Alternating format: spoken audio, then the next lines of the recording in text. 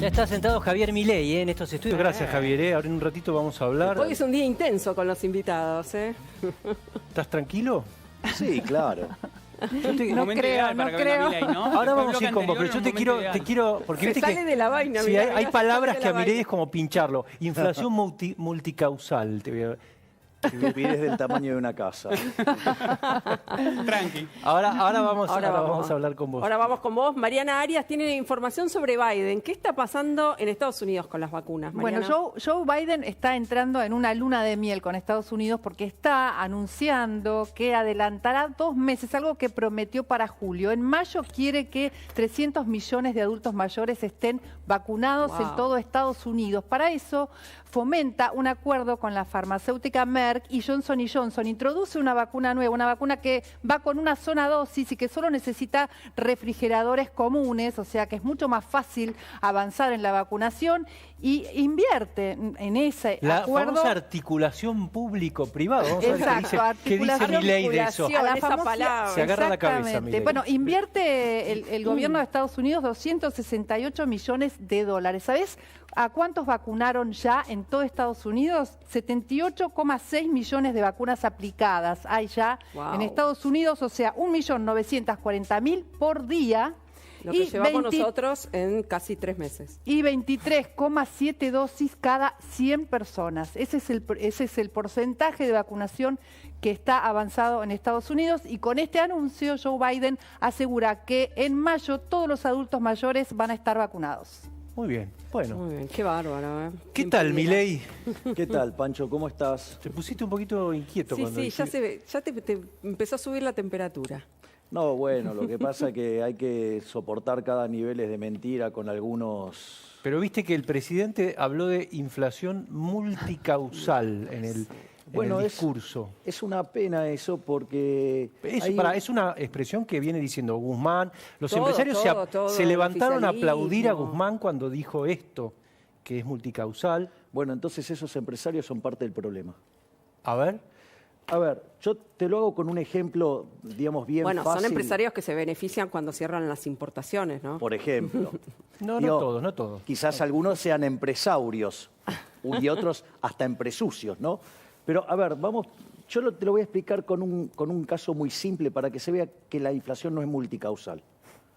Suponete que estamos en una economía que hace transacciones en moneda de oro. Y yo, digamos, encuentro a un físico y encuentro a un químico que logran convertir el plástico en oro. Entonces empezamos a comprar mucho plástico. ¿Qué va a pasar con el plástico? ¿Va a subir el precio del plástico? Claro. ¿Y eso qué hacemos? Lo transformamos, lo falsificamos y lo convertimos en oro. Mientras que la falsificación queda dentro de mi casa, no pasa nada. Ahora, ¿qué pasa cuando yo tiro ese oro falsificado a la calle? ¿El precio del oro qué va a pasar? Va a bajar. Quiere decir que todos los precios expresados en unidades de oro suben. Eso se llama inflación. Es decir, ¿quién es el que puede hacer este ejercicio recurrentemente? El Banco Central emitiendo dinero. Entonces, cuando el Banco Central incrementa la oferta de dinero por encima de la demanda de dinero, el poder adquisitivo del dinero cae y todos los precios expresados en unidades monetarias suben. Ese es, por un lado, ese es el argumento monetario. Eso tiene evidencia empírica. Mira, hay un libro que se llama 4.000 años de controles de precios y salarios. ¿Cómo no combatir la inflación? ¿No hubo ninguno que haya resultado? Ninguno. Se ve que nadie lo leyó en el gobierno, ¿no? Ninguno. Y si vos querés un caso donde no aplicó, es Argentina. Argentina desde la segunda mitad del siglo XX en adelante siempre tuvo controles de precios, salvo, ¿sabes en qué periodo? En la convertibilidad. Justo cuando no había controles de precios no hubo inflación. Es más, abonan la idea esta de la inflación del costo, ¿sí? Eso también es una estupidez, y lo voy a explicar porque, hay una frase de Mises que dice, si ellos siguen repitiendo las mismas mentiras, nosotros vamos a seguir repitiendo las mismas verdades. O sea, por eso tengo que repetir los ejemplos, a ver si, por ejemplo, entiende esta gente. A ver, suponete lo siguiente, yo llego a una comunidad y descubro que no hay vino. Entonces digo, bueno, entonces me consigo la uva, la botella, la etiqueta, el corcho, ¿sí? ¿Por qué? Y además, como voy a tener monopolio, porque estoy yo solo, le cargo un bruto margen. Entonces ahora llego con la botella, cual Dulcamara en el elixir de amor, y ofrezco la botella. Es una sociedad abstemio. ¿Me querés decir qué hago con la botella? Sí, Acaba de subir el precio de la vaselina. Entonces, Es una A cuestión ver, de costos. estamos de acuerdo que es cierto que la inflación tiene que ver con la emisión monetaria, pero también es cierto que en contextos inflacionarios hay muchos empresarios que se suben a la especulación y aumentan los precios por las dudas. Bueno, pero a ver... Eso es cierto también. A ver, te hago una pregunta. Los mismos empresarios que tenías en la década del 90 que tenían esa misma conducta... No aumentaban, pero y por hoy, eso. digamos, Pero en un contexto inflacionario, yo conozco, por ejemplo, empresarios que remarcan los precios todos los viernes. ¿Haya habido inflación o no? Pero, ¿cuál es el problema? De última, si se equivoca, el mercado lo castiga con la no compra. Mira qué fácil que es. Mira qué fácil que es. Y si por alguna cuestión, suponete lo siguiente, vamos a desterrar otro de las mentiras que dicen este conjunto de farsantes, que además el gobierno tiene una concentración importante de esta gente. A ver, vamos en este sentido. Cuando te dicen que la devaluación genera inflación, eso es falso. Eso es falso. Eso lo dice Todesca, por ejemplo. Bueno, Todesca es parte del problema, no parte de la solución. Digamos, es una gran usina generadora de ideas pésimas que hunden a la economía, es parte de las ideas que hundieron este país. Cuando vos, suponete que cambian los precios internacionales y entonces el bien X ahora es más caro. Ahora, suponete que yo tengo unos consumidores cabrones La nafta, por ejemplo. que quieren seguir consumiendo lo mismo. Por lo tanto, vas a tener que pagar más por eso. Sí. Si vos te estás pagando más por ese bien X, por el bien Y, ¿cuánto vas a poder pagar? Inexorablemente vas a poder pagar menos. Por lo tanto, va a bajar el precio de Y. La única forma que eso no pasa es cuando existe algo que se llama convalidación monetaria.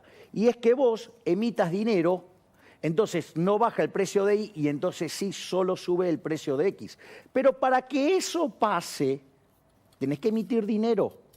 Entonces, esta gente adhiere a los postulados de la teoría no monetaria de la inflación y ni siquiera se dan cuenta que los modelos de inflación estructural tienen en el fondo un modelo de dinero pasivo que significa la convalidación monetaria. Si vos no tenés convalidación monetaria, no vas a tener inflación. Quiere decir, Javier, que el gobierno con esta estrategia de anclar el tipo de cambio de acá a las elecciones no va a poder aplacar un poco la inflación, como están diciendo, que de a poquito va a ir cayendo. A ver, los controles de precios no funcionan. Es decir, y por más que, digamos, o sea... el ancla del tipo de cambio, por ejemplo, que no suba el dólar. Y por más que Alberto Fernández... Mira, Alberto, así, ya te hablo en confianza. Te sugiero que leas la experiencia de Diocleciano. ¿Sabes lo que hizo Diocleciano? Mira, Roma tenía este problema, porque esto viene, mira, te lo agrego además con el tema de la mesa de los argentinos. No, vamos a cuidar la mesa de los argentinos. ¿Sabes quiénes cuidaron la mesa, digamos, de los romanos? Justamente los romanos, ¿sí? ¿Qué hicieron? Declararon en la nona. ¿La nona qué era? Darle el pan gratis a la gente. O sea, entonces todo pan gratis, estaban todos felices, ¿no? Digo, pan gratis. Claro. Ok, ¿qué empezó a pasar? Empezó a llegar cada vez más gente a Roma, más gente a Roma. Roma tenía una población, para los estándares de la época, que era un disparate de grande. ¿Eso qué implicó? Un déficit fiscal enorme.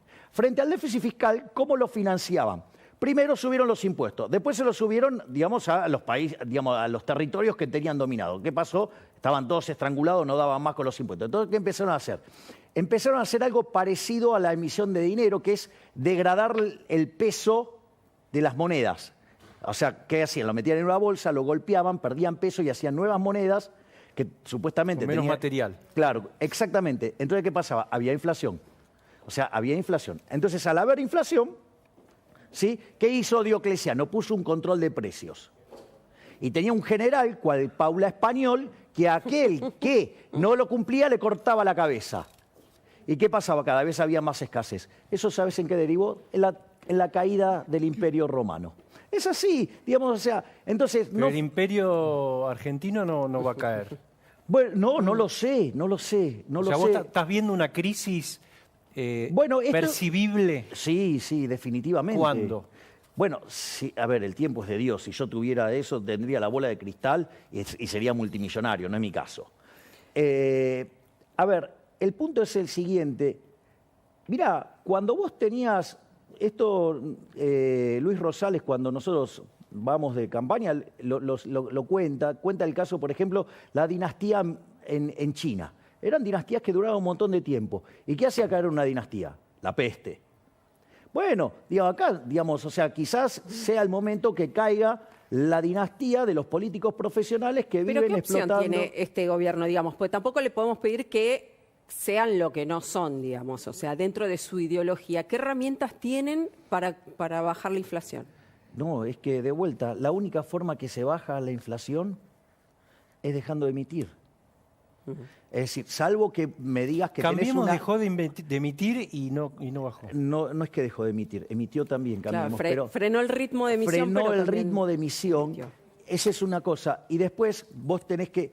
De hecho, fíjate que, si querés, hago toda la descripción de lo que pasó durante la experiencia de Cambiemos. O sea, en Cambiemos se sale exitosamente del cepo que había dejado el kirchnerismo, ¿sí? Lo hace en un momento de estacionalidad alta la demanda de dinero, la demanda de dinero es muy robusta desde mediados de diciembre hasta fin de febrero. La gente queriendo quedarse con Queriendo pesos. quedar con pesos. Y en ese mismo contexto Sturzenegger saca una cantidad monstruosa de peso de la calle. Y eso permite no solo abrir el cepo, sino que lo hace con el dólar cayendo y comprando reservas. Ese es el primer caso. Después recibe presiones Sturzenegger para bajar la tasa, baja la tasa, cuando se le desarma la posición de Levax, se le vuelve a caer la demanda de dinero, tiene un problema de aceleración inflacionaria, el primer año de Cambiemos termina con alta inflación. El segundo año de Cambiemos, o sea, tiene una meta de inflación, el techo era del 18%. Ahora es interesante porque la inflación fue 25, o sea que la inflación de 40 a 25 bajó, pero hay una parte de la historia que no se cuentan, es que es esta, que el Banco Central, en el Banco Nación lo echa Melconian, lo pone a González Fraga desesteriliza enormemente Levax desde el Banco Nación y eso incrementa fuertemente la cantidad de dinero. Cuando vos computás el efecto, ¿sí?, que generó esa desesterilización monetaria, son entre 7 y 8 puntos de inflación. Es decir, que la meta de inflación que proponía Sturzenegger se hubiera cumplido. Y después pasó otra cosa tremenda. Fue lo que fue el 28 de diciembre del 2017. La famosa conferencia de prensa. Bueno, ahí se te derrumbó la demanda de dinero. El Banco Central en un año perdió cerca de 22.000 millones de dólares. Se derrumbó la demanda de dinero, se te aceleró la inflación y después todo lo que conocemos. Bueno, ahora, ¿qué proponés vos como solución para la inflación en este contexto y con este gobierno? La única forma... A ver, Dios. Si no quiere... A ver, de vuelta, suponete una persona tiene, digamos, cáncer. Bueno, puede ir a la curandera de la esquina, sí, digamos, o puede ir al oncólogo. Bueno, le puedes pedir al oncólogo, digo, a ver, bueno, ¿por qué no me da la receta de la bruja? No. ¿Y con la receta de la bruja se puede llegar a octubre? No es gratis. Después. Y está aceptando... A ver, ¿por qué es lo que quieren hacer? Control de precios, estímulo del gasto público financiado con una emisión monetaria y controles. La historia argentina dice que eso siempre termina mal. La más reciente, digamos, una de las más parecidas a esa se llama Rodrigazo. No terminó bien. Hugo, ¿vos querés preguntar? Sí, le quiero preguntar cuál es el plan del gobierno, finalmente, si está obcecado en su cuestión ideológica o hay un plan, digamos, destinado a sacarnos de este problema de los datos que vemos todos los tiempos. Yo creo que hay dos dimensiones del plan. Te diría, hay uno de largo plazo. El de largo plazo es la agenda del Foro de San Pablo. Ya conocemos que la agenda del Foro de San Pablo es convertirnos en Venezuela. Convertir. Sí, digamos, o sea, esto es ideológico, esto ya, digamos, excede, el socialismo es yo creí inicialmente que era una enfermedad, digamos, en la cabeza, ¿sí? Con un problema, digamos, de personas que viven de espalda a los datos, o sea, pero después me di cuenta que no, es peor todavía, es una enfermedad del alma. ¿El socialismo es una enfermedad del alma? Claro, es una título enfermedad extraordinario. Claro, porque es un problema de... Socialismo del siglo XXI, decís vos. Cualquier versión del socialismo, porque el socialismo está basado en la envidia, en el odio, en el resentimiento, en el trato desigual frente a la ley, en el robo y en el asesinato. La solidaridad, ¿no? La solidaridad es maravillosa, siempre y cuando sea voluntaria. Claro. Si vos le querés, no sé, donar plata a Ezequiel, porque es un buen chico. Encantado. Sí. Estábamos pensando. Y a mí no, mira. Eso está perfecto. Ahora, el problema es, Ahora yo, gracias Mariana. Ahora yo quiero hacer solidaridad con Mariana porque tiene un stock de capital humano formidable. ¿No? Sí. Guada también. Nadie lo duda. ¿Ok? Claro, obviamente. Dije casi una obviedad. Entonces yo ahora quiero ser generoso. Entonces yo saco una 9 milímetros, la pongo en la cabeza de Pancho y le digo... O en el escritorio. Pancho, no, directamente las cosas se hacen así. Estamos haciendo una vaquita para... Quiero ser muy generoso con Mariana, entonces dame tu plata. Así que cualquiera es generoso, eso no es generosidad. Eso se llama justicia social, que es un robo y es un trato desigual frente a la ley. Porque yo la estoy premiando a ella, ¿sí? Y te estoy castigando a vos. Entonces, eso es profundamente injusto, porque si hay algo un logro del liberalismo, ¿cuál fue? La igualdad ante la ley. Entonces, los estoy tratando de modo desigual, además te estoy robando a vos y estoy haciendo caridad con el bolsillo ajeno. Milei, con Dame un ese gasto, segundito, ¿puedo? dale. Con ese gasto público, digamos, ese gasto público que tenemos, ¿es solidaridad o es necesario? No, mira, hay mucha mentira detrás del gasto público. Es más, cuanto más progre el político, más chorro es. Digamos, ese es de manual. Y lo que hacen son personas profundamente perversas. ¿Por qué son personas perversas? Porque en realidad esconden sus privilegios de casta detrás de los vulnerables. Por ejemplo, yo hago una pregunta. ¿Alguien entre todos nosotros, independientemente de que yo pueda odiar al Estado, esto es más allá de esto, ¿alguien está de acuerdo con que los recursos públicos, digamos, se roben o se gasten ineficientemente? No. Bueno, hay un estudio del Banco Interamericano de Desarrollo que muestra que la ineficiencia técnica de América Latina, que es el peor continente del mundo en ineficiencia técnica, es 4,4% del PBI. Argentina tiene 7,2%. Sí.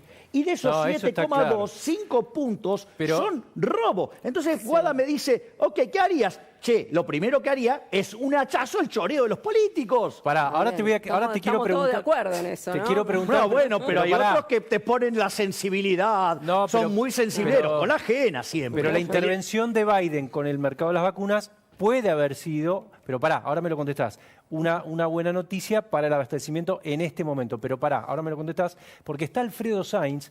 Vamos a preguntarle, Alfredo viene con un tema que es muy recurrente últimamente, que es por qué se van las empresas de la Argentina. Exacto, el éxodo de empresarios. Hay dos empresas más en esta situación. Alfredo, ¿cómo te va?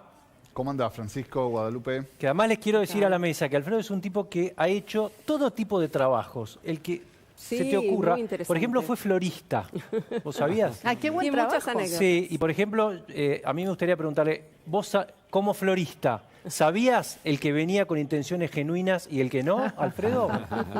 Sí, ¿sabías qué había detrás de cada compra? ¿Ves? Lo veías ¿Viste? un poquito mira. a la entrada, si era algo culpable, venía a En la cara levantar se ve. a remontar algo. Alfredo, ¿por qué, Se van. bueno, hay dos empresas más que se están yendo de la Argentina? Sí, mira, te digo, la lista de todo el último año habla más de 20 empresas. Ahora lo que es la última noticia que se conoció es que Aguas Danone, que es la dueña de Villavicencio, de Villa del Sur, de SER, está buscando un comprador. Le dio un mandato de venta al Banco MBA Lazar para que le encuentre un comprador. Esta operación, si hay un final feliz, va a terminar vendiendo y yéndose de la Argentina. Pero más allá del caso puntual Pero no de Aguas cerrando, Danone, ¿no? Aclaremos, no cierran, sino que buscan comprador. Exacto, sí. En estos casos son salidas ordenadas, en que la empresa dueña, por lo como una multinacional, lo que hace es otorgar un mandato de venta a un banco que te busca un comprador para hacer una salida ordenada que se quede eventualmente con las marcas, pero sí con las fábricas, con los empleados, para que siga operando. No es tan fácil porque tampoco Argentina no es un lugar donde hoy se matan las empresas Claro. por invertir. No es por que hay una comprar. fila para ver quién lo Claro. reemplaza. Todo está lo claro. contrario. ¿Y por qué pasa esto, Alfredo? Y mira, no hay una única razón. Yo creo que de fondo tenés como 4 razones. La primera es la falta de clima de negocios. Lo que te dicen eso las empresas de que parte del gobierno, de la sociedad, no se alienta la llegada de inversiones, sino que por el contrario, se le ponen más trabas, más dificultades, más amenazas. Si no haces esto, te voy a controlar los precios, no vas a poder operar, no vas a poder generar divisas. Esa es la primera general. La más obvia, claro. Sí. La segunda, que es la más importante, que no es negocio la Argentina, pero no de ahora, no del gobierno ya viene de Macri y ya viene también del segundo gobierno de Cristina. Hace 10 años que la economía argentina no crece, que está estancada y que vos tenés un país que no genera riqueza y no genera negocios. No es negocio para los argentinos y muchos que se están yendo, y tampoco es negocio para las empresas. Asiente con la mirada, Milei, hace así, no sé qué. Pero es que Alfredo tiene, como de costumbre, Alfredo tiene razón. Digamos, las veces que me ha tocado interactuar con él, es muy certero. Fíjate, el PBI en Argentina quedó estancado a partir del 2011, oscilaba entre el mismo nivel, y hoy, digamos, el PBI está, fíjate, 9% abajo, pero... O sea, hace 10 años que Argentina no crece. Sí, pero 9% abajo ahora después de esta crisis, pero además, en términos per cápita, estamos 18% abajo. Hoy Argentina tiene además un PBI per cápita en dólares al paralelo, que es al dólar que hay, de $5.000. Digo, la situación de Argentina es catastrófica. O el primer punto, para que la gente tenga una idea. el promedio es 12.000, con lo cual la Argentina, digamos, hoy Argentina en el ranking de PBI mundial ya está 120. O sea, pensá que en Argentina entramos al siglo XX estando primero. Listo. Pero es muy importante el primer punto que levanta Alfredo, cuando dice el tema de los controles de precios. Los controles de precios en realidad es un avance sobre el derecho de propiedad. Porque en realidad un precio, suponete lo siguiente, yo te vendo mis anteojos, vos me das una cantidad de dinero, eso te marca un registro histórico, se llama precio, eso genera que los agentes se coordinen como compradores, vendedores, y si hay más demanda que oferta, el precio sube o viceversa. Ahora, todo ese proceso de coordinación, ajuste, información, todo lo que vos quieras, es porque cuando yo te di esto es mío y lo que vos me diste es tuyo. Es decir, el dinero era tuyo y los anteojos eran míos. Entonces, ¿qué es lo que pasa? Cuando vos empezás a tocar los precios, estás tocando el derecho de propiedad. Y al tocar el derecho de propiedad, la señal del precio se distorsiona y la economía funciona peor. ¿Eso, Alfredo, te lo dicen explícitamente cuando te hablan de los precios, como dice Javier? ¿O? Sí, y mira, te lo decía Javier, yo creo que está más amplio. Hay, entre las razones te nombro una tercera, que es las trabas para operar.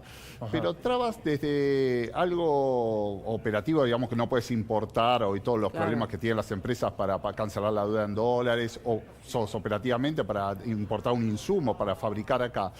Pero también ahora se conoció, ¿te acordás? Hace una semana la Secretaría de Comercio, que te obliga a enviar todos los meses un análisis de tus costos para ver por qué no estás produciendo, para evitar el desabastecimiento, en teoría.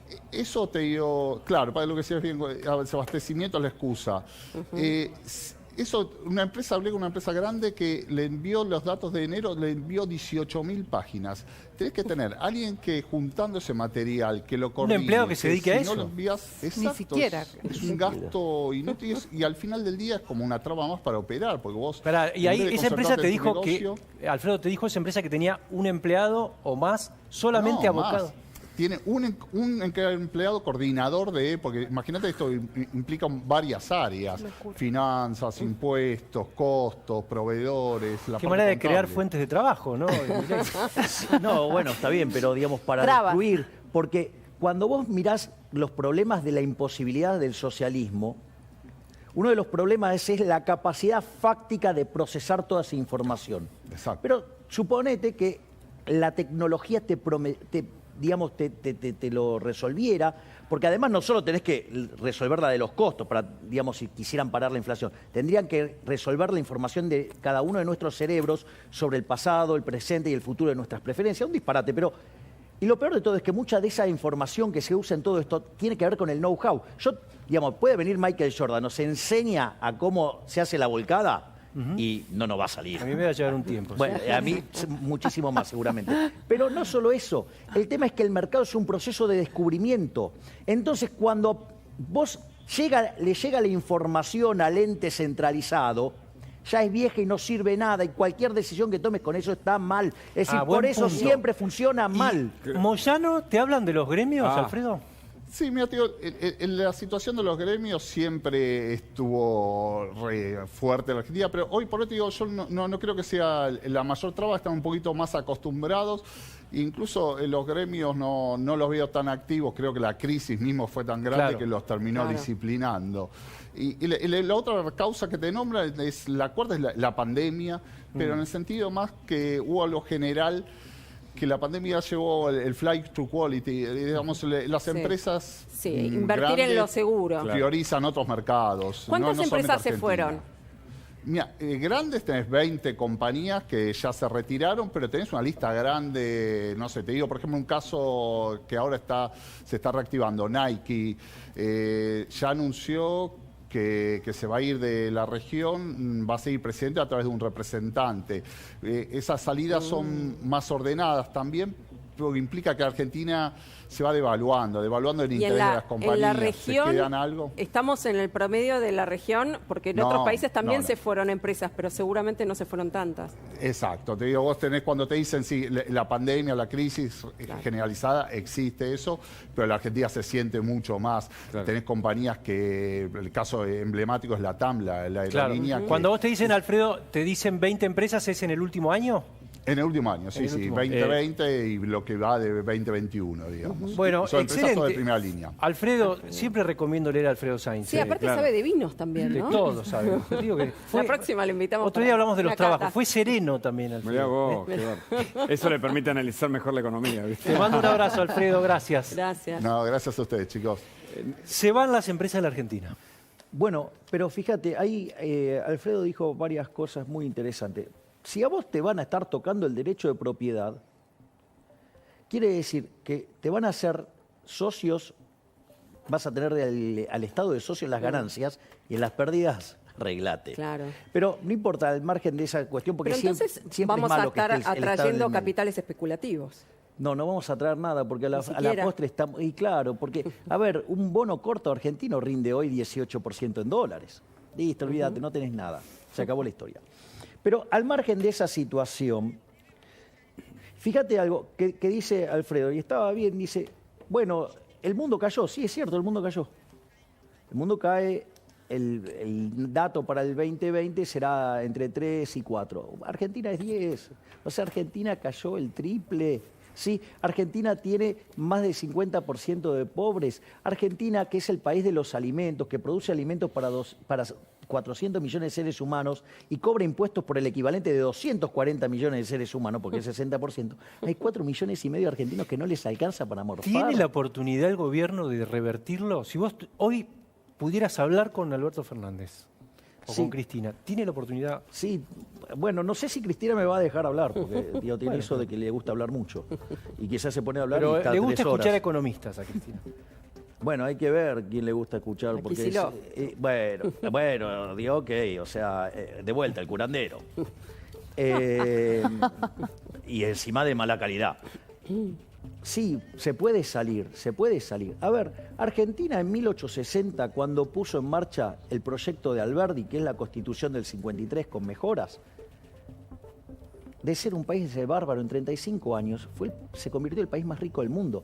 Argentina crecía más de lo que le sería el equivalente de hoy de las tasas chinas. Bueno, pero había una Europa en guerra también. Había un contexto que ayudaba. Digamos, o sea, la guerra no le ayuda a nadie. Porque de hecho cuando vino la Primera Guerra Mundial a inicio del siglo XX, Argentina, digamos que era un país de los más abiertos del mundo, lo sufrió. Por lo tanto, o sea, no es que, digamos, al margen de la llegada de los radicales al poder. Pero esa parte Quiero analizar con vos un caso que me parece que es muy emblemático de estos días, que es el de Tito, un empresario. Tito Loazó, un emprendedor muy famoso en ¿cómo se Emprendedurismo. dice? Emprendedorismo. Yo también me pongo a decir cada palabra. Como emprendedor es muy conocido en el mercado argentino y una de sus inversiones era un restaurante temático de cine en North Center, justamente, que es un lugar donde hay varios cines que obviamente vivieron la crisis cuando se cerraron los cines por la cuarentena. 20 empleados a los cuales él le siguió pagando, ahí vemos el lugar, le siguió pagando el sueldo, como dicta la ley, el DNU que se dictó en el principio de la cuarentena, a esos 20 empleados ayudados por el ATP. Ahora que vuelven los cines en Argentina, llamó a sus 20 empleados que les siguió pagando religiosamente el sueldo, y de esos 20, 14 que cobraban el sueldo todos los meses, le dijeron que ya estaban trabajando en otro lado, que no iban a volver a trabajar. Cobrando el sueldo. Cobrando el sueldo sin trabajar durante todo el año. O sea, que es una estafa. Es una estafa no solo a él como empresario, sino también al Estado, porque el Estado pagó la mitad de esos sueldos. Ahí lo tenés, mirá, dice Tito Loazó. Después de 12 meses cerrados por la cuarentena, el gobierno decidió habilitar los cines. Así que reabrimos El Capitán. 11 meses pagando salarios de 20 personas. Ahora los convoco a trabajar y 14 de las 20 estaban laburando en otro lado. Pero todo es poco lo que me siento, dice Tito, que va a estar esta tarde, ¿no? Con Eduardo Feynman. A las 6 de la tarde lo van a poder escuchar en vivo. Pero quiero la mirada de un economista sobre este fenómeno tan particular que evidentemente no debe ser el único. Haber pasado a muchos, claro. Pero de vuelta, todo en lo que mete el Estado la mano lo pudre. Es decir, porque en el fondo esto ocurre ¿por qué? ¿Por qué ocurre? Porque se metió el Estado. Es decir, Tito, Tito tendría que haber cerrado, decís vos. Por ejemplo, sí, pero a Tito, por ejemplo, no lo obligaron a no despedir gente. Claro, doble indemnización. Doble indemnización. Entonces, ¿y qué hace el Estado? Mirá qué interesante. El Estado determinó unilateralmente dejar sin ingresos a un montón de argentinos. Sin embargo, la de ellos no la tocaron, ¿no? Digo, los privilegios de la política siempre. Ahora, eso te genera una distorsión. En condiciones normales, si Tito se queda sin, digamos, clientes, va a la quiebra y, digamos, esas personas van a tener que buscar trabajo en otro lugar. Y si el sistema laboral es flexible, lo encuentra rápido, si es rígido como el argentino, le va a costar mucho. Ahora, fíjate esto, ¿qué es lo que pasa? Como el Estado los obligaba a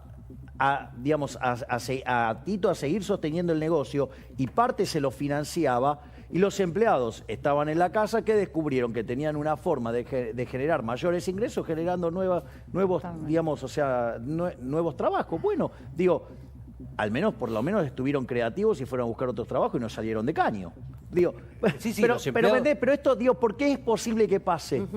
Porque en el medio está el Estado. Lo que hay que comprender es que cuando vos ves algo que en la economía no funciona, lo primero que tenés que ver es dónde está metido el Estado, porque ¿sabés lo que vas a descubrir? Que cada vez que hay un problema y se mete el Estado, el problema se vuelve más grande. ¿No tendría que haber pagado el ATP entonces el Estado? No, el Estado no debería haber hecho la cuarentena cavernícola que hizo.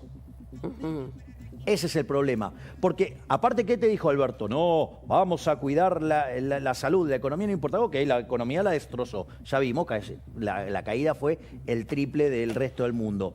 Ahora, esto es importante también, porque esto es un elemento por el cual yo considero que este gobierno de Alberto Fernández, el tirano, o el títere también, digamos, son las dos cosas a la vez, es un gobierno genocida. Es un gobierno de asesinos. ¿Por qué? Porque, mira, suponete que hubiéramos hecho las cosas como un país mediocre. En el año pasado, por coronavirus, murieron 1.780.000 personas de coronavirus. Hay una población de 7.800 millones de seres humanos, eso es más o menos el 2 en 10.000. Cuando vos replicás eso en Argentina, o sea que si hubiéramos sido un país mediocre, ¿sabes cuántos muertos tendría que haber tenido Argentina? ¿Cuánto? 10.000. Tuvo 40.000 el año pasado. Esos 30.000 que tuvimos de más son absoluta responsabilidad del gobierno, que no utilizó lo que se llama el verdadero método científico, que es el testeo masivo para sacar la gente. Dame un segundo. Dale, que tenemos un último momento. Tenemos un último momento. Está el presidente desde Bariloche hablando porque firmando un acuerdo para la reactivación de radares 3D en el INVAP. Lo escuchamos. Qué maravilla que podamos hacerlo, qué maravilla que podemos hacerlo los argentinos. Le comentaba a Arabella la maravilla que fue que nunca dejó de ser el INVAP una política de Estado, y pasaron los presidentes y pasaron los gobernadores, pero el INVAP siguió subsistiendo, claramente con diferentes velocidades. Nosotros, que siempre hemos creído en la capacidad científica y tecnológica de la Argentina, que siempre apostamos a la producción y al desarrollo argentino, que estamos convencidos que el mundo del futuro es el mundo del conocimiento, del desarrollo de la ciencia y del desarrollo de la tecnología, nosotros apostamos a que el INVAP sea inmenso, sea enorme, que sea capaz de desarrollar la ciencia y la tecnología que necesitamos. Porque bien dijo Agustín recién, no se trata de comprar un radar, se trata después de lo que te cuesta sostenerlo, mantenerlo, porque el radar lo podés comprar, pero después mantenerlo en funcionamiento, hacerte dueño del software, hacerte dueño de toda la tecnología que necesita para mantenerlo vital, para mantenerlo actualizado, todo eso viene aparte. Y esto que estamos haciendo acá es que el radar se construya y que todo lo que el radar necesite en el futuro quede en nuestras manos. Recién hablaba con el jefe de Estado Mayor Conjunto y me mostraba el desarrollo que estaban haciendo de radares terrestres aquí en el INVAP, trabajando ingenieros del Ejército con ingenieros del INVAP. Y el día que eso esté desplegado y desarrollado en todo el territorio de la Argentina, no vamos a tener que tocarle el timbre a nadie afuera para que venga a ayudarnos. ¿Qué anota Milei? No sé, está muy atento, tomando apuntes. Ahora me contás. Yo no puedo creer. Tendrá que Bueno, ver con Es lo que una está agresión diciendo al el intelecto humano este presidente. hombre. Bueno, para que ahora me contás. Mariana, ¿tenemos novedades de la salud de la Nata? Sí, la Nata fue internado anoche con algunas líneas de fiebre, lo hisoparon, el hisopado le dio negativo, tenía algunos problemas respiratorios, lo que dicen es que tiene un cuadro agudo de trombosis venosa profunda en miembro inferior izquierdo y que está siendo anticoagulado con warfarina y heparina. El hisopado, como les dije recién, dio negativo, así que está en este momento en la Fundación Favaloro internado. Supongo que estarán tratando de controlar este cuadro, ¿no? Bueno, por lo menos le dio negativo el hisopado. Sí, eso es una buena noticia. Esperemos que se recupere pronto. ¿Qué estaba anotando Javier Milei cuando hablaba Ahora del nos cuenta. presidente? Tenemos que ir a un corte, ¿no? ¿Breve o no? ¿Me avisás, Vanessa? ¿Tenemos que ir a un corte o no? No sabemos. Bueno. Vamos a un corte Vamos a breve un corte. y nos cuenta Milei por qué me pidió la virome. Dice, Sí, necesito sí. anotar, se te escapan las ideas. Vamos, dale, Lo del vamos y genocidio. Está volvemos. subrayando. aparte. Dale. Ahora.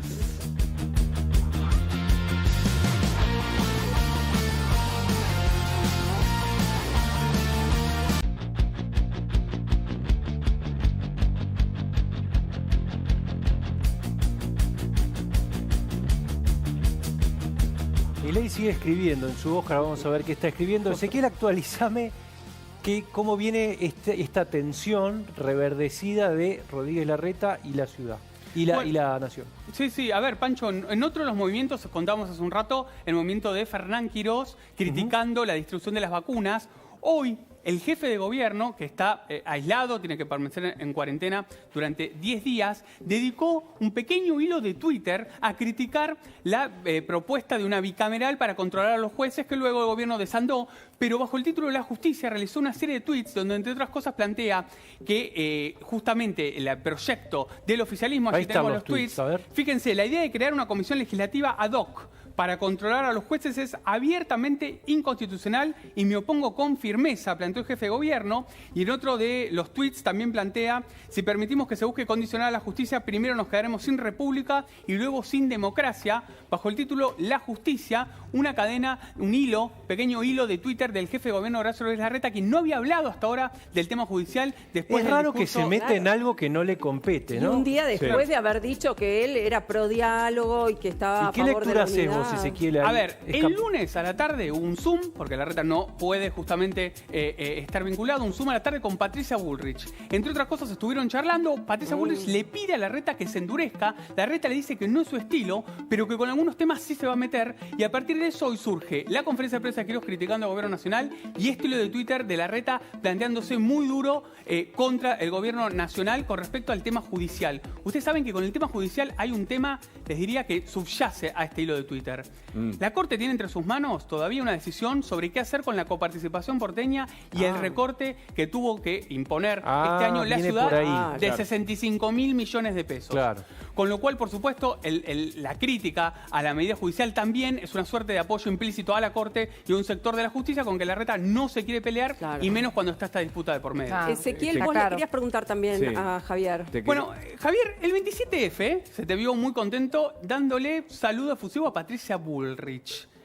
Están en contacto, a mí me suena o me cuentan o hay una idea de que a Bullrich le hubiese gustado que vos en algún momento también te incorpores a un gran frente opositor donde puedes estar vos y otros personajes. ¿Querés saber qué charlaron con Bullrich en ese encuentro? Y si no, ¿te gustaría pertenecer a un bloque más grande opositor y no solamente el espacio que hoy integrás con Espert y con Rosales, ¿no? Bueno, voy a pertenecer a un gran bloque opositor que va a ser el espacio que va a lograr obtener en las próximas elecciones Avanza Libertad, con quien estoy junto a José Luis Espert y Luis Rosales.